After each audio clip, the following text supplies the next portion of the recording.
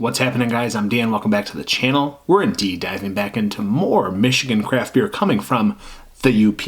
It's going to be Marquette, Michigan, guys. If you know them, one of them, it's going to be Aromatic. Yes, one of my favorite breweries in all of Michigan, all of the country. One of my favorite places ever to travel is Marquette, Michigan. Went on a great trip with my wife quite a few years back, and we had the time of our lives. It was such a fun thing. Beer, hikes, good food. Everything's awesome up there, guys. Not gonna lie. So, as I look at this one, this is brand new in distribution. Caught my eye because I didn't expect this to be out. I've never heard of it, never seen it. But, guys, look at this great can art and look at this Michigan product. I mean, what do we have here? It's called BOWER, and then it has the Jack in the deck, guys. So what are we referring to? It's Euchre. If you know Michigan, you're a Midwest person, you know what Euchre is. Come on. So what's more Michigan than this beer right now? I can't think of anything. So on the side it says trust no one, cut the deck. So awesome. So this is an oatmeal stout clocking in at only 5% ABV. This really caught my interest, guys. Want to break this down with you and see what it's about. Again, the can looks great. The beer sounds good. Just alone oatmeal stout. I don't get to drink many of these. This one does seem light at 5%, but I love beers in this range. This was canned on 1/23/24, and today is March 2nd. So actually a little bit slow getting to me from the UPM, Traverse City region. Usually we get beers a little bit more fresh than that, but it's a stout. It doesn't matter. It's not like it needs to be super duper fresh, but we're going to go ahead and crack it. Didn't get a big pop, but that's okay. We're going to dive into some Michigan glassware and go to the pour. And as I pour it, it's not pitch black. It's going to be a little bit more caramel brown, which is not that shocking. It's not this dark, oily stout. It's a 5% oatmeal stout. So a little bit of cola in the glass, a little bit of dark brown, a little bit of dark midnight oil as well. I mean, it just blends together into darkness, so it looks good. Got that dark, kind of burnt mocha head sitting on top. A little bit of char, a little bit of darkness into that beige. Looks creamy, which I expected. And again, I can't get over this can. I freaking love it. Love this can. I'm over the top with can art sometimes. Great marketing. I don't need to go into much more about this, guys. Let's go to an aroma. Oh, yeah.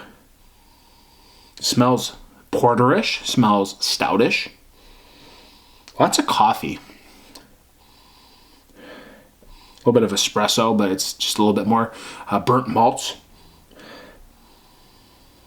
Vanilla, like softness, a little bit of that creamy oatiness.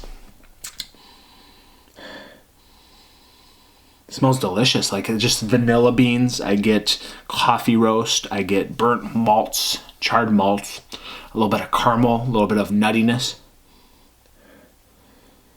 Truly smells wonderful. I mean, it's exactly what I want to see in an oatmeal stout. It smells porterish, it smells stoutish. It's exactly where I want it to be. It just smells fantastic in the glass. It is cold, so maybe this would be better warmed up, but we're going to dive in as it is, guys. The BOWER from Aromatic. And I love Aromatic, by the way. One of my favorite places, like I told you. Cheers. Oh, baby. Yes. The creaminess is real with this one. So instead of being the harsh, malty caramel roastiness like that we get in a lot of porters and stouts, this just has that beautiful layer of creamy, oaty vanilla, marshmallow softness. It just adds an intense creaminess to this beer. Drinkability off the charts. Still getting the roasted coffee and the charred espresso and the maltiness on the back end. Still getting a little bit of earthy nuttiness. It's just really going down super smoothly.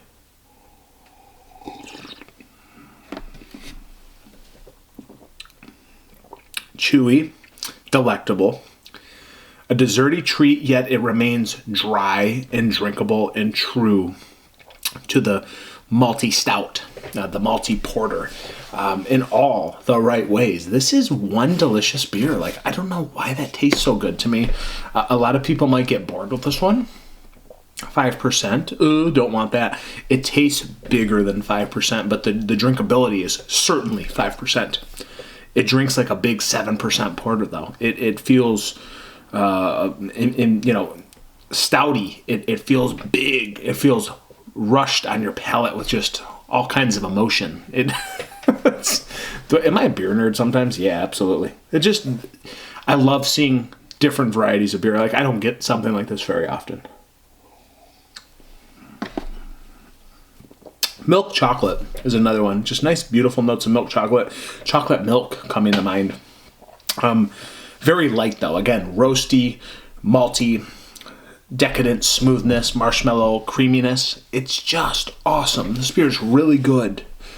And I can't say anything bad about it because it's just delectable. At the end of the day, it's just a smooth, wonderful, wonderful oatmeal stout from Oradoc. One of the best beers I've had in a while. I don't know what it is about this. It's just hitting all the right boxes, checking all the right boxes.